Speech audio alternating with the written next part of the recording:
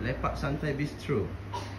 Assalamualaikum, Dek. Waalaikumsalam bang. Dek, dekat bistro ni apa yang best ya? Okey bang, kita kat sini mau kepada western bang. Okey, untuk top seller kita ada Angus bang. Ni Selain tu kita ada brisket plate bang. Brisket Brisket plate betul. Okey, boleh saya nak try yang ni satu dengan yang ni satu Okey, yang boleh, ringan-ringan apa dia ni? Okey bang, dekat ringan-ringan kita ada crispy nachos bang, kita ada topping smoked beef brisket bang. Okey, nak juga yang ni satu Okey, boleh bang. Okey bang, abang boleh duduk dulu bang. Jadi kita akan hantar pada-pada untuk abang. Okey.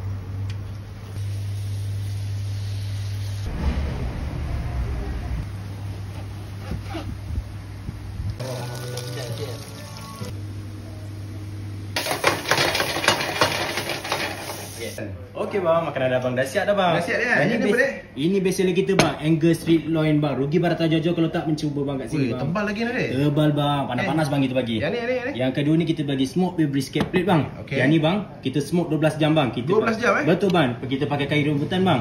Okey, yang ni rare. Ini mesti rare. Kalau abang tak nak makan berat-berat bang, kat sini kita ada sediakan crispy nacho with beef bang. Crispy nachos Atas ni daging Kita ada letak topping daging brisket plate bang. Oh, jadi rangut-rangut ada smoky-smoky Betul, ada rasa rangut-rangut dan smoky-smoky. Dek, kedai kat mana dia? Kita kedai dekat Parit Solo bang. Kalau abang nak lagi mudah bang, abang waste saja bang. Lepak Santai Bistro. Bismillah. Bismillah. Bismillah. Wow.